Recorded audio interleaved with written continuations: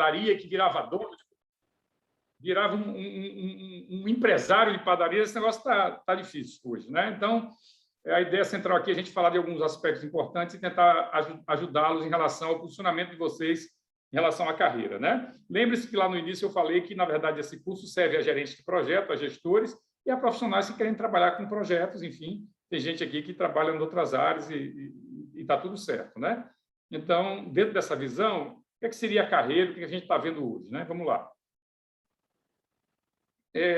O Covid acelerou o remoto, o trabalho remoto, indiscutivelmente.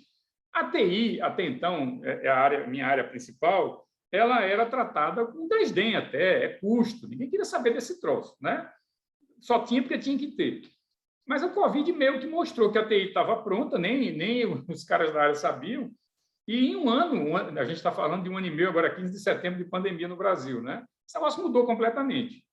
Né? Houveram muitas perdas, mas assim, uma coisa que ficou foi o trabalho remoto, com ferramentas que já estavam até estavam disponibilizadas, mas que as pessoas não sabiam usar, nem tinham interesse. Então, o Brasil tinha um tráfego aéreo violento para reuniões de meia hora, 1 hora entre cidades.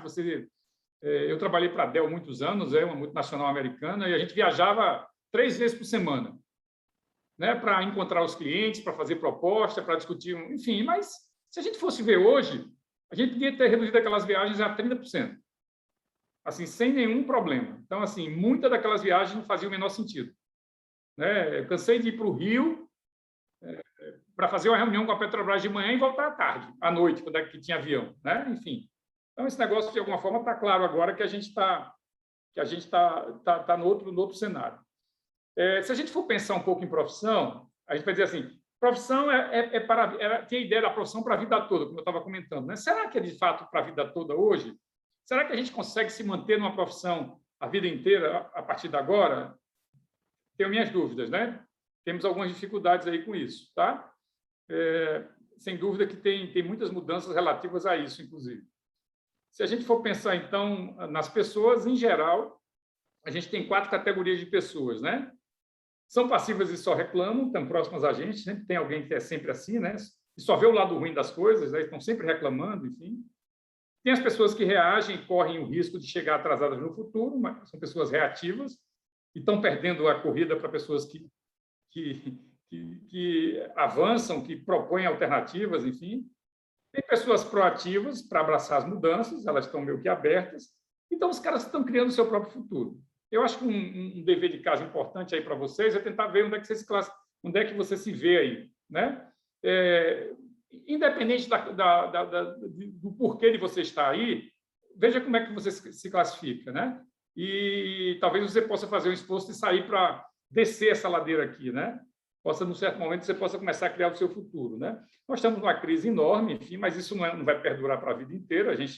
Eu suponho, pelo que a gente está lendo, que o ano que vem o Brasil volta ao normal, se a gente conseguir, de fato, romper com essa pandemia. Então, estamos aí meio que no final da crise. Muita empresa acabou, muita gente perdeu o emprego, mas, assim, a gente tem que se reconfigurar para avançar, né? Bom, então, é importante saber onde você está nisso aqui e ver se você não tem que fazer um esforço para fazer uma mudança. Isso é bem relevante. O que seria anticarreira, então? Depois eu vou mostrar qual é o autor desse termo, né? Significa focar em uma carreira e, paradoxalmente, desfocar e ter, ao mesmo tempo, sua anticarreira. É como se você tivesse uma carreira, mas também você estivesse olhando para outras coisas, né? Estivesse olhando para outros planos, né? Você tem ordem no que você faz, mas você tem um certo caos buscando algumas coisas. Criar uma startup, pensar mudar de área, né? Então, todo mundo hoje, de alguma forma, deveria estar olhando para algumas alternativas, porque a gente tem um mundo muito instável. O que você faz hoje, que pode parecer muito, muito interessante, muito seguro, você pode descobrir de uma semana para outra que aquilo lá, o cenário mudou completamente. É só olhar a questão da globalização, do que está acontecendo com o mundo, né? Enfim, você, de uma hora para outra, tem um novo cenário, um novo contexto, você tem que se readequar, né? E tem N exemplos disso. Enfim, mas a ideia é que você deveria conviver um pouco com ter a sua carreira, que está aí ainda, mas, assim, começar a olhar para alguma coisa que é um pouco mais caótica, né? Essa é a visão. Então, a anticarreira diz o seguinte: a carreira que você escolheu pode não existir mais, Não faz mais sentido planejar ter um único emprego para a vida toda, isso, sem dúvida, está muito fora do baralho, não são cartas disponíveis, né? Hoje, você quer ser procurador da República, ou procurador estadual, ou auditor de tributação, você tem 10 mil caras disputando a vaga com você. E essas vagas são cada vez mais raras, né? O Estado quebrou, e aí você faz um investimento enorme para uma dessas carreiras públicas e fica 10 anos, pessoas perto da mim estão passando exatamente por isso, e não conseguiram entrar em nenhuma. E na que entrou, houve algum problema lá, alguém entrou com mandato de segurança e levou a vaga, né? Então, assim, está cheio de história. Será que vale a pena, né, você fazer uma aposta tão grande e não ligar? Outro dia uma pessoa me procurou e disse: meu negócio agora é emprego público. Ela perdeu o emprego numa empresa privada. Eu falei: não, você está errada. Você pode pensar em emprego, fazer concurso, mas você deveria pensar outras coisas também. Se pintar uma empresa boa, querem lhe contratar, uma menina muito especialista em RH, você deveria estar aberta a isso. Você não deve partir para isso. Senão você vai ficar aí 10 anos com esse foco e de repente você vai descobrir que você não conseguiu nada, né? Então, essa é uma ideia importante. Existe uma maneira de não deixar que as mudanças atropelem sua carreira, construir uma anticarreira. Então, assim, a anticarreira são seus planos B, C, D, etc., com outros focos, que você mantém junto, eu diria que assim, com um certo caos, mas se você mantém junto da sua carreira principal, mas você eu diria que assim, você reduz seu risco em relação a deixar de trabalhar para alguém, etc., etc., você teria algumas alternativas que você constrói junto com a sua carreira. A gestão de projetos, como a gente vai pôr para vocês aqui, é uma carreira transversal, pode ser transversal, e ela pode ajudar muito vocês a fazer com que essa anticarreira funcione. Porque com conhecimento em gestão de projetos, você pode de repente, abrir algumas alternativas que você nem pensou ainda, né? Então, por ser muito transversal, você poderia estar em outras frentes de especialidade e usar a gestão de projetos para avançar. Eu tenho um exemplo bem real aqui. Nós tivemos um aluno que fez a certificação comigo há uns 2 anos atrás. Ele era gerente de uma revendedora Honda e a mulher dele resolveu fazer doutorado em Portugal. Ele me procurou, a gente almoçou num shopping e ele disse que estava a fim de ir junto e que ia deixar o emprego e ia tentar alguma coisa em Portugal. E o que eu achava? Eu falei: olha, você deveria ter alguma retaguarda em projetos, alguma coisa assim, para você tentar alguma coisa lá, pelo menos assim, porque ele era de TI, né? Era gerente de TI. Se você for muito só com TI, você pode, de repente, demorar mais a conseguir alguma coisa. E ele hoje, a gente pode até, depende só do horário, para ver se ele... Porque a gente tem essa diferença de horário de Portugal e às vezes fica muito tarde para ele. A verdade é que ele arranjou um emprego em cima de gestão de projetos, um bom emprego. E ele me contou, né? Contou até ao pessoal, eu estava dando uma aula, de que ele levou um folder, um canvas de projetos para a entrevista. Ele foi falar primeiro com o gerente da área e ele mostrou como é que ele gerenciava projetos. Aí ele disse para a gente que aquilo foi fundamental para ele conseguir a vaga lá em Portugal. Hoje está muito bem, não pensa em voltar para o Brasil. E esse é um grande exemplo de alguém que cuidou da anticarreira, né? Fez uma base em projetos para tentar fazer a mudança. Você tem que fazer um check-up na sua carreira. O que deu certo ontem não dá necessariamente certo hoje, e muito menos amanhã. Você não tem garantia nenhuma. Então, a ideia central é que você deveria se reinventar e construir alternativas para o seu futuro. Né? Porque você pode estar trabalhando nos Correios, você descobrir que os Correios vão ser privatizados daqui a um mês e que você vai ter que enfrentar um pacote daqueles de demissão para fazer uma outra coisa. Se você não se preparou para isso, a chance de você botar um negócio e dar errado é enorme, como muita gente da Petrobras, né? Então, assim, a chance de você se meter em alguma coisa e achar que é fácil é enorme. Depois você descobre que não é tão simples assim botar um negócio para frente. E os caras de grandes empresas têm uma dificuldade muito grande com a escala, né?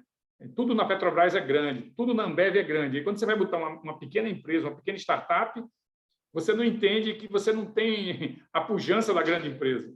E você pode se meter em algumas coisas que você não tem lastro para bancar, né? Enfim, tem até um errinho aqui no check-up, eu vou ajustar depois. Bom, uma coisa também dos nossos tempos é o medo, né? Que gera alguma adrenalina, à noite sem dormir, alguma coisa que você está preocupado, você está vendo que você não está tão bem na empresa, né? Mas isso é um motivo para se reinventar e se aprimorar, com certeza, né? Então, assim, tratar o medo pelo lado bom, né? Você está com medo, mas assim, você pode... Mas eu estou muito dependente desse emprego, eu estou muito dependente desse trabalho, eu poderia desenvolver outras coisas para me estar mais mas eu diria assim, com um risco menor, né? Que eu pudesse fazer outras coisas também. Isso é uma questão muito relevante. As pessoas adoram a zona de conforto. Essa é a grande verdade. Nós não nascemos para inovar. Não nascemos. Para fazer inovação real e tal, a gente não nasceu para isso, né? As empresas falam em inovação, muitas aí vocês sabem, mas assim, se você for ver, 95% das inovações são inovações de sustentação. Elas não são inovações transformadoras. São inovações que basicamente sustentam a organização. Elas não têm o risco como a moeda principal, né? E a gente vai falar sobre isso nesse curso de negócios, tá? Tem um material bem legal que eu vou botar com vocês, um material muito moderno em relação à inovação, vocês vão gostar.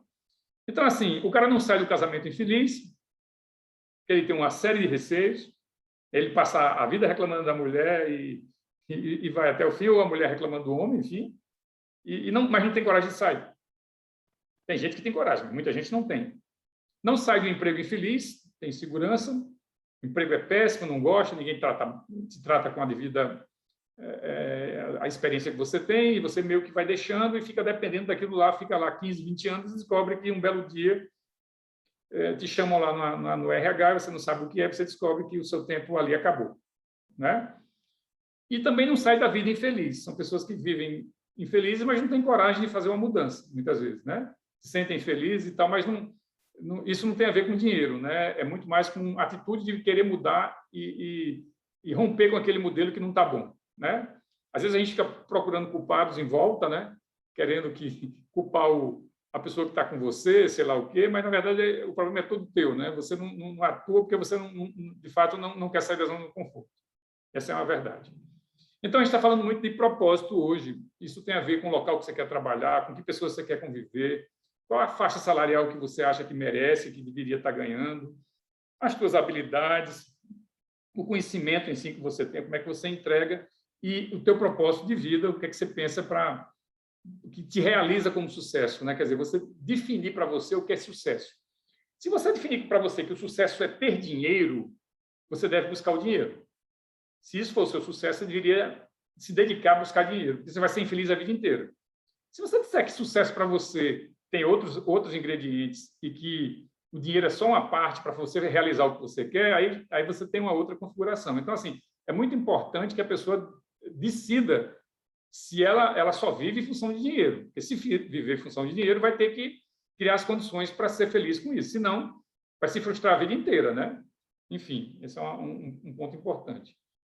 Essa questão do diploma é uma grande bobagem hoje. Você não pode se limitar a diploma. Não que o diploma não seja importante. Quando o Nubank lá disser que é formado pela USP, vai contar para você, vai ter um pontinho a mais lá. Mas isso não vai decidir se a vaga é sua. Pode ter certeza disso.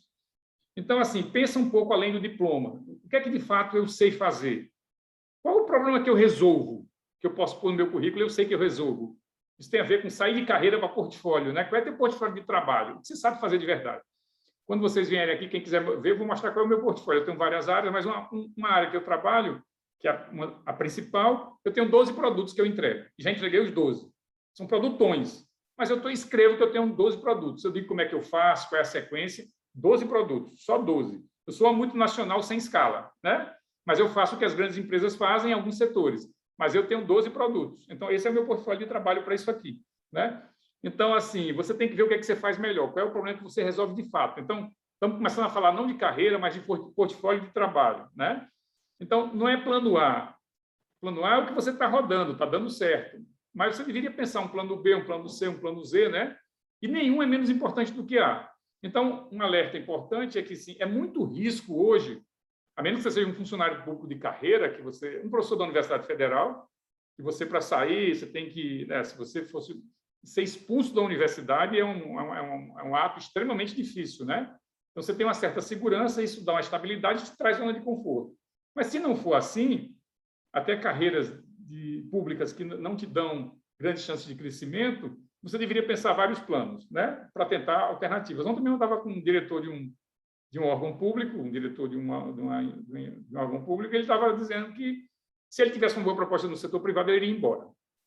Né? Ele iria embora porque ele queria ter uma outra experiência. Então, isso é plano B, plano C, né? Essa é uma visão. Então, a questão central é: qual é a composição do seu portfólio? Você consegue desenhá-lo hoje? o que você sabe fazer de fato? Você consegue vender como um portfólio de trabalho, né? Isso é importante, você escrever isso. Você tem um portfólio? Me fala o que você faz, o que você entrega, né? Você está trabalhando com uma empresa, mas o que é que você sabe fazer? Se a empresa não estiver lá, o que é que você sabe fazer de fato? Até você pode ter aprendido lá. Mas será que o que é que você entrega se eu quiser te contratar? Que serviço você me entrega? Né? Então, assim, pensar o seu portfólio de trabalho. Sair dessa ideia de carreira e dizer assim, não, eu tenho um portfólio amplo aqui. Eu entrego vários serviços aqui, eu sei fazer isso, isso, isso, e mostrar para o mercado que você sabe fazer isso. Esse é o futuro, tá? Uma coisa importante é que a gente tem a ver com o que nós já falamos agora na primeira sessão, é como aprendemos, né? A gente vive um processo muito ingrato com o aprendizado, porque nós temos uma infinidade de informação disponível e, às vezes, a gente não sabe priorizar o que estudar, o que ler, etc., etc., né? Então, o que está acontecendo hoje é que a internet está fazendo um estrago no cérebro, né, principalmente dos jovens, e está criando uma geração superficial. E você não pode entrar nessa. Como é que é isso? Você conta com o Google o tempo todo. Você conta com o Google o tempo todo. E você descobre que, se você perder o Google, você está frito. Então, o Google te dá te deixa na superfície, você sabe que consegue encontrar, mas você não se aprofunda em nada. E até para você escolher o que você vai pegar no Google, o que você vai buscar, você não consegue, porque você não tem conhecimento. Certo? Então, assim, esse é um problema. Você tem que aumentar a sua base teórica para que você faça melhores escolhas na internet, usando o Google ou outra ferramenta, buscar o que te interessa. Eu, por exemplo, tenho uma internet minha, Mirim. Vou mostrar, quem vier aqui, eu posso mostrar. Eu tenho um aparato de internet que é só meu, é como se fosse uma internet privada, onde lá estão os melhores artigos nas áreas que eu atuo e os melhores livros. Certo? Então, o que eu faço? Eu construí uma visão de que, se eu for na internet, é muito lento. Eu prefiro ter isso de uma forma organizada, que eu consiga chegar mais rapidamente, por exemplo, numa proposta de consultoria, o que seja. Porque eu já tenho os ingredientes para fazer rapidamente a comida e eu não tenho que ir na internet buscar. Eu faço uma nuvem que é só minha. Essa é uma ideia, né? Foi como eu consegui estar atualizado sem precisar estar toda hora indo buscar na internet coisas. Eu já tenho os artigos principais por exemplo, na área de projetos, os principais artigos de escritório, os principais artigos de ágil, tudo eu tenho. E se aparece, em vez de eu deixar em pastas meus drivers, eu ponho todos com uma codificação e eu encontro rapidamente os artigos, certo? Então, eu estou rompendo com a internet para trabalhar melhor, porque ela, do jeito que ela está, ela me arrebenta. Eu perco muito tempo com as coisas e não sei o que é bom, o que é ruim, porque não tenho base teórica. Então, a base teórica você constrói para fazer melhores escolhas.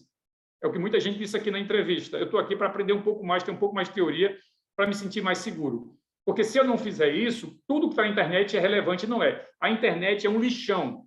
A internet é um lixão. Você só pega o que é precioso, dá trabalho de achar. O que vem para você, muitas vezes, é fraco, não tem referência. Eu diria que, assim, tem um lado meio de cascata, né, de pessoas que estão pondo coisa na internet que não tem base, não tem fundamento, o autor não é aquele. Tem um monte de coisa em jogo. Então, assim, o quanto mais você for seletivo e você conseguir trabalhar com esses instrumentos da forma correta, você avança. Então, essa é uma crítica ao modelo de internet que está aí, e muita gente está se perdendo porque não consegue mais saber o que é importante e o que não é importante. Tá? A internet, então, é uma tecnologia neuromórfica e ela é extremamente parecida com o cérebro, né? Sua arquitetura é parecida com uma imensa rede neural, é uma extensão do seu cérebro. Aí a gente vai falar de aprendizagem, de conhecimento, né? Por que você tem que falar com muita gente hoje? Se você é um profissional que não fala com as partes, a sua chance de ficar mais burro é enorme. Porque, na verdade, o que a gente faz com a internet? A gente prolonga os nossos neurônios para pessoas que estão conectadas com a gente. E a gente passa a ter um conhecimento meio que ampliado, porque tem pessoas na sua rede que te alimentam com coisas que você não, se você fosse buscar, você demoraria muito. Vou dar um exemplo. Eu dou sempre aula de pós, né? Agora mesmo eu tenho um curso amanhã, eu dou um curso de indicadores de desempenho. As pessoas que dão um curso de indicadores, elas me atualizam em relação a indicadores, porque eu tenho 20 cabeças comigo na sala que estão procurando coisas relativas a indicadores em cada uma daquelas sessões que a gente tem. Eu estou querendo dizer que, como professor, eu estou dando o curso, mas os alunos são parte da minha rede nesse assunto. E aí, cada aula que a gente tem uma manhã, a gente tem uma surpresa com alguém que traz alguma coisa que a gente não conhece. Isso é ampliação do cérebro, isso é trabalhar com aprendizado, né? E tem gente que ainda hoje não entendeu isso, que o fato de você ser muito isolado te traz um problema seríssimo, certo? Por mais que você seja meio gênio, a sua perda é enorme, né? Então, a navegação na internet é muito de estarmos viajando dentro de um grande cérebro humano. Uma rede complexa de sinapses ligando neurônios a outros, links, né? Remetem a outros links, enfim. Essa loucura que a gente está vendo. Então, a ciência de vocês, diria que até a minha ainda, né? Mas a de vocês principalmente, é saber lidar com esse troço. É fazer as escolhas, né? Esse é o ponto-chave. Isso é o passo para a construção da anticarreira, né? Então, para vocês terem uma ideia, eu até peguei essa mensagem, acho que ontem, já tem algum tempo, foi no dia 30/10/2020, mas, assim, pela primeira vez, os filhos têm QI inferior dos pais. Olha, veja que contraponto, que paradoxo. Você tem hoje o aprendizado, o conhecimento, você tem tudo, você tem as redes, você tem a internet, você tem a banda, você tem o 5G já, mas os filhos têm QI inferior ao dos pais. Porque esse efeito de tela, de celular, de computador, de internet, está minando a capacidade desses caras. Isso aqui não é blá, blá, blá, tá, gente? Isso aqui é ciência, tá? Tem um especialista que trabalha com isso, que tem inclusive, artigos sobre isso, que quem quiser eu posso passar. Então, o especialista analisa como as ferramentas tecnológicas têm influenciado negativamente no QI das crianças. Então, é um paradoxo. Você está ampliando a base tecnológica, né? Ela está muito mais disponível e as pessoas estão ficando mais burras. Porque o teste de QI, ele faz ele tinha uma tendência sempre, ele é atualizado, de que a cada geração as pessoas ficavam mais inteligentes. É tanto que se você pegar um teste de QI de 40 anos atrás e aplicar com uma pessoa, um cara como eu vou achar uma piada o teste de QI, porque a gente avança com conhecimento. Mas o que está acontecendo agora é que a internet e essas tecnologias estão minando as crianças. Certo? Isso aqui é científico, tá? Isso é bem importante. Então, o cara é espanhol, ele tem esse livro La Fábrica de Cretinos Digitais, enfim, e não tem em português, mas é um livro que trata desse assunto aí, mostrando as dificuldades que a gente tem hoje. Isso é um aspecto bem importante do que a gente está falando. Então, assim, construir carreira ou construir anticarreira é, antes de tudo, você também saber lidar com o aprendizado hoje, né? O que você seleciona, o que você estuda, como é que você divide seu tempo. Esse é o ponto-chave, tá? A gente está vivendo o que a gente chama de infodemia, né? A infodemia escalou no Covid. Pelo boom das mídias sociais, pelos bilhões de pessoas que estão conectadas, as bandas estão sobrecarregadas, a comunidade internacional está se mobilizando para abordar e controlar esse fenômeno que tomou dimensões inéditas em nossa sociedade. A enxurrada de desinformação está dificultando que fontes idôneas e orientações baseadas em evidências sejam encontradas pelas pessoas. É isso que eu estou falando. O lixão está maior. E aí, pessoas bem orientadas sabem que parte do jogo hoje é desinformação. É o que está acontecendo com os governos aí. O governo americano é um grande case, né? Os caras estavam jogando com a desinformação para mexer com as pessoas. E como elas não conseguem achar a informação correta, elas meio que acreditam naquilo, né? E isso é o que a gente chama de infodemia, que vai piorar, inclusive. Então, você tem que lidar com esse troço. Qual é a evidência disso que está dito aqui? De fato, quem é o autor desse troço? Né? Quem é que ele trouxe para cá? Qual é o paper que orienta isso? É aquela história. Às vezes você vê pessoas, eu diria que bem formadas e com nível superior e às vezes até mestrado, replicando informação que não está em nenhum contexto, está totalmente sem fundamento. Aí você olha assim e fala, caramba, fulano fazendo isso, está replicando uma informação dessa que não faz o menor sentido. Essa é a desinformação. Isso é do nosso mundo, é a infodemia, né? Que também é um atraso em relação a essa formação que você tem e a formação da anticarreira. Eu tenho que saber lidar com isso e tenho que ter cuidado. Porque se eu passar o dia no WhatsApp recebendo vídeo de tudo que é jeito, eu não consigo produzir nada. Podem escrever aí. Você sai do foco o tempo todo. Então, se você não souber lidar com isso, você tem um problema para ter uma carreira para o futuro e ter uma anticarreira bem pensada em termos de plano, né? E o mundo está mudando muito rapidamente. Por exemplo, esse cara aqui, deixa eu só pegar o nome dele, que eu estou com um negocinho. O Khaby Lame aqui é a estrela do TikTok. Está mudando a comunicação, né? Ele se inspira em Will Smith, Ed Murphy, enfim, mas o cara está fazendo um maior sucesso. Ele aproveitou o TikTok e tem uma comunicação simples e está aí. Então, assim, esse é o novo mundo. O cara descobriu alguma coisa que ele está fazendo melhor do que todo mundo. O TikTok deve ter um futuro muito grande aí pela frente, pelo que a gente está vendo, né? Então, o cara já se antecipou e está lá. Esse cara é o segundo cara do TikTok hoje, no mundo. Certo? É basicamente disso que eu estou falando. Então, ele já encontrou uma nova forma de se comunicar e já está usando a mídia para fazer, né? E as pessoas estão consumindo, né? A vida remota, então, tem 4 componentes muito importantes, tem muito a ver com o que a gente está falando aqui. Eu estou botando alguns aplicativozinhos aqui do lado, só para vocês terem uma referência, né? Mas, assim, a vida remota é uma vida por projetos e entregas. Você tem que acostumar as pessoas que você entrega. A pessoa olha para você e diz assim, cara, esse cara vai entregar esse serviço que ele está dizendo aqui. Ele cumpre prazo, ele faz isso, ele negocia, enfim, o cara entrega, né? A gente vê claramente o perfil dizendo, esse cara entrega.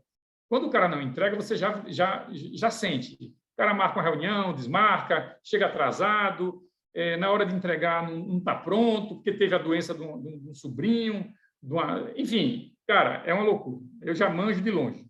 Não que a gente não possa ter problema, mas quando isso fica recorrente, a gente está vendo que a coisa não funciona.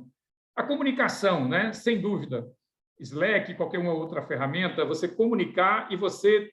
E aí eu não falo nem de WhatsApp, porque aqui, em comunicação empresarial, você deveria ter uma base para essa comunicação, um hub, né, de comunicação, e você deveria registrar essas informações de uma forma mais interessante. É um chat do Google, é um Slack, enfim, você precisa ter uma certa gerência sobre isso. As empresas, mesmo as pequenas, precisam disso, né? Então, comunicação é tudo. Reuniões remotas com Zoom ou com outras ferramentas da Cisco, enfim, outras, da Microsoft, mas, assim, reuniões com um plano, né, com prazo. Eu trouxe, o ano passado, o diretor de uma grande empresa de internet para palestrar num evento meu, e ele disse que lá na empresa dele, a Tableau Software, tem reuniões de 15 minutos, 30 minutos, e a reunião longa é de 45 minutos. Se você me chamar no Zoom ou no e-mail e marcar uma reunião comigo e botar lá de 14 às 17, eu já sinto que não estarei nessa reunião. Não tem como. Então, assim, se você não conseguir passar a sua ideia em 45 minutos, desculpa, e a gente resolver, vamos fazer uma outra reunião para completar, né? Então, vejam, hoje um doutorado, o último que eu fui na FGV, fui da banca, o cara defendeu em 18 minutos o doutorado dele. Disso que a gente está falando hoje. Ele colocou o problema, como é que ele resolveu, e passou para a banca avaliar, né? Organização, a estrutura que você tem dos seus arquivos, como é que você guarda isso, como é que você tem um backup, enfim, tudo isso é vida remota, né? O LinkedIn, sem dúvida, que é a nossa rede profissional, e isso é uma coisa natural que você esteja nessa rede, né? Porque é ali que você vai encontrar alguém que alguém vai te procurar até para te oferecer um novo trabalho, enfim. E quando isso começou a acontecer, eu contava isso nas minhas palestras e as pessoas diziam que insinuavam que eu estava mentindo, né? Que nunca uma rede dessa ia ter empregos disponíveis. Hoje a gente está vendo que o RH funciona através do LinkedIn, né? Das organizações. Mas há 10 anos não era tão visível isso, tá, gente? Hoje mas há 10 anos não era. Enfim.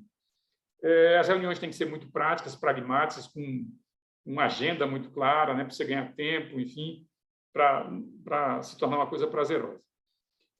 A carreira, cada vez mais, e a anticarreira, você tem que pensar em pente, né? Então, qual é a ideia do pente? Não é nem o T, né? Você ter um conhecimento generalista e ter algumas especialidades que ficam claras. Então, por exemplo, se você for ver, professor, quais são as suas especialidades? Eu tenho 2 grandes especialidades. Eu trabalho com gestão e aí entra a gestão de projetos e trabalho com TI, até um certo nível. Por exemplo, eu projeto um data center. Eu fiz vários. Eu sei fazer um data center inteiro. Então, isso é uma competência que eu tenho, um trabalho que eu tenho. Se alguém quiser que eu construa um data center, como eu tenho experiência, eu faço, né? Então, o que eu estou querendo dizer? Você tem que ter um portfólio de trabalho. Isso aqui é um pente. E eu tenho que olhar para os dentes do pente e dizer assim, isso aqui eu sei fazer, isso aqui eu sei fazer, isso aqui eu não sei ainda, mas vou conseguir. Tenho que criar um portfólio de trabalho. Por isso que a ideia de carreira não faz muito sentido. A boa parte dos profissionais eles teriam que estar pensando num portfólio que ele consegue entregar, né? A vida era assim. O cara se educava, trabalhava e se aposentava. Era assim que a coisa funcionava, né? E aí, já se aposentou? Né? Lembram dessa pergunta mágica? Não façam isso comigo, tá, gente? Isso é um sofrimento grande.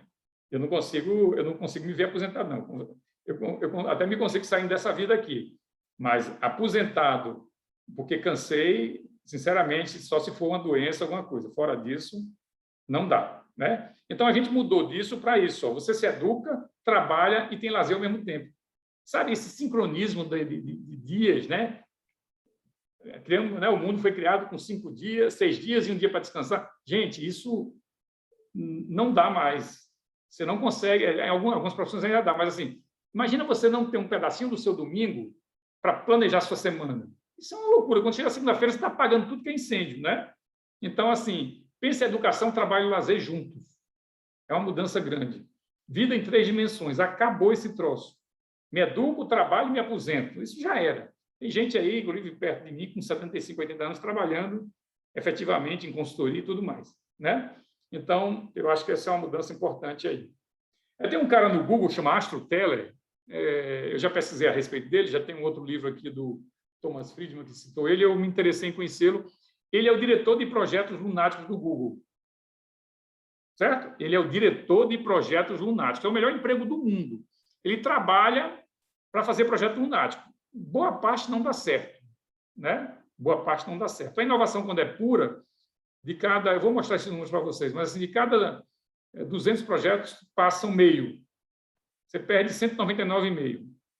Quando é pura, você não consegue. E você não consegue fazer aposta no projeto certo, porque não tem incerteza nisso aí.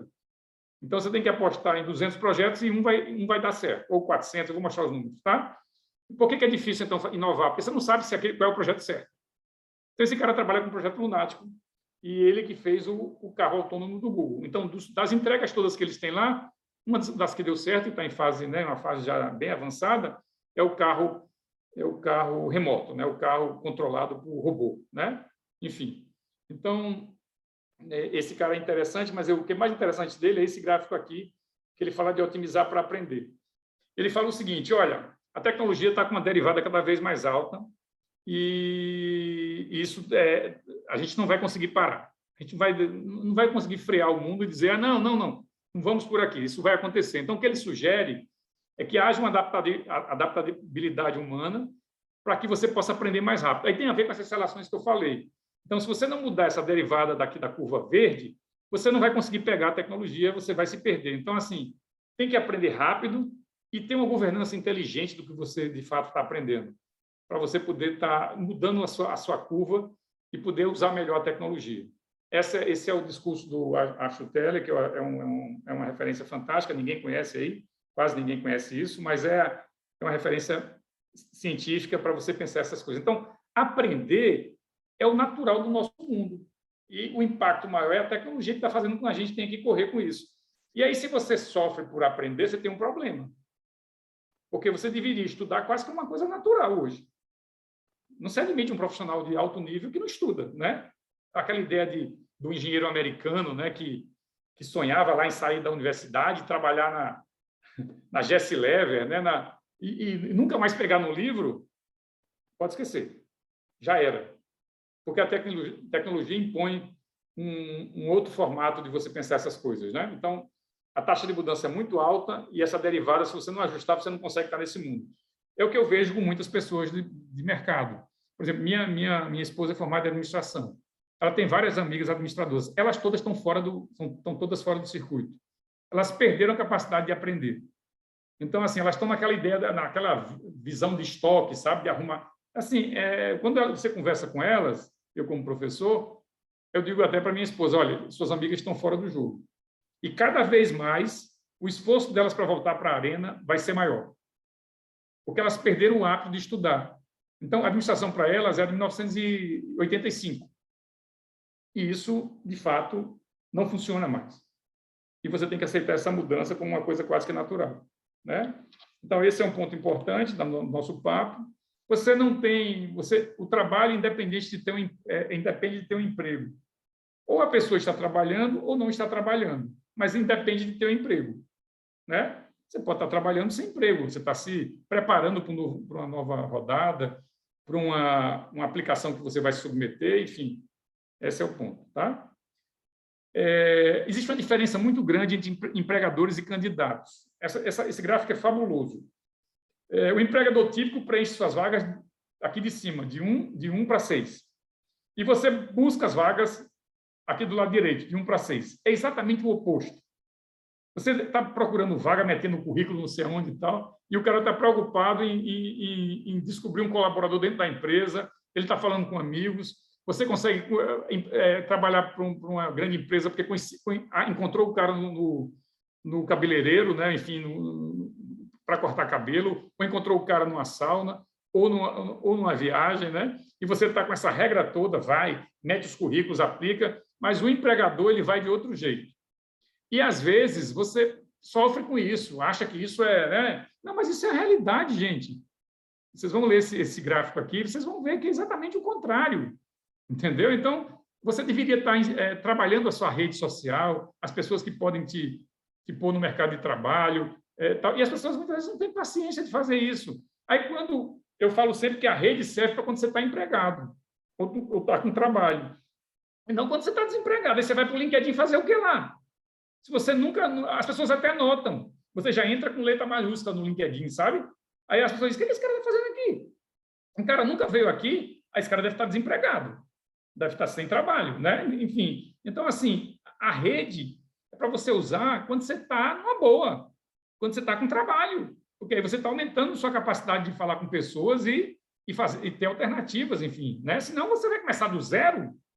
Isso pode levar 2 anos, 3 anos, e aí suas economias para se reposicionar foram embora. E se não der certo, você tem um problema sério na sua frente, né? Então, isso é um aspecto importante. Uma coisa importante também dessa nossa palestra sobre anticarreira, enfim, é que você também, quando passa a trabalhar com remoto, um pouco dessa transição para o remoto, as equipes virtuais estão tendo alguma dificuldade em relação a foco, né, prioridades, tudo bem.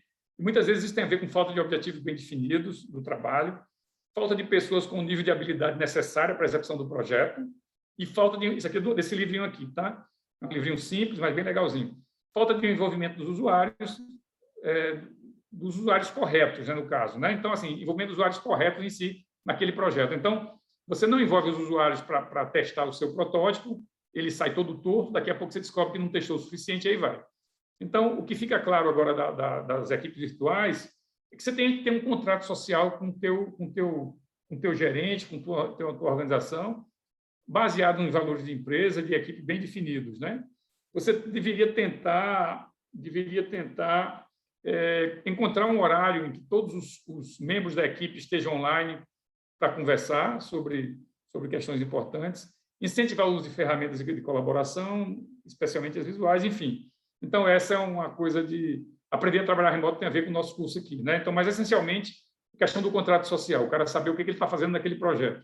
Porque se você deixar solto, a chance de pessoas não conseguirem entender como é que devem trabalhar, não tem prioridade. As pessoas em casa não entendem que você está trabalhando, elas acham que você está de férias, né? E isso traz uma série de transtornos para você. Então, essa ciência da equipe virtual ágil tem a ver com a pandemia, mas a gente está aprendendo melhor a trabalhar com isso, né? Enfim, tem muita coisa em jogo aí, tá? E aí você aumenta a sua empregabilidade porque você, de fato, está cuidando da sua anticarreira e está criando condições de pensar esse futuro. Então, a mensagem aqui é assim, pense em outros planos também, tá? Não fique achando que o seu emprego, o seu trabalho na empresa X vai durar até o final da sua vida. Pode esquecer. Num certo momento de crise, alguém perde as cabeças. A multinacional faz muito isso, eu passei por isso já algumas vezes, eu vi isso do meu lado. Ela perde algumas cabeças, que precisam ser cortadas para o headcount reduzir e isso refletir na bolsa, né? Então, o presidente da empresa no Brasil é obrigado a cortar, sei lá, 300 cabeças para dar satisfação à bolsa e ao resultado da empresa na bolsa. Está dizendo que a empresa está se ajustando para uma nova realidade. E numa dessa você vai junto, né? E aí o que você vai fazer? Está viciado em IBM, né? Porque a empresa grande vicia, né? E te põe dentro da zona de conforto. Aí você sai, você acha que os caras vão bater na sua porta no outro dia de manhã, né? Que você vai estar em casa e vai estar todo mundo procurando, e você descobre que não vão bater na porta. E aí você reconstruir isso vai dar um trabalho danado. Então, assim, construa uma carreira paralela, cuide de outras coisas para que você seja um profissional com maior empregabilidade, certo? Então, mesmo que seja para pôr um novo negócio, enfim, tem um monte de coisa para aprender, tá? A referência desse livro é do Joseph Tepperman, né, que é um cara que é um cara que contrata CIOs, né, em São Paulo, fez, sei lá, centenas de entrevistas.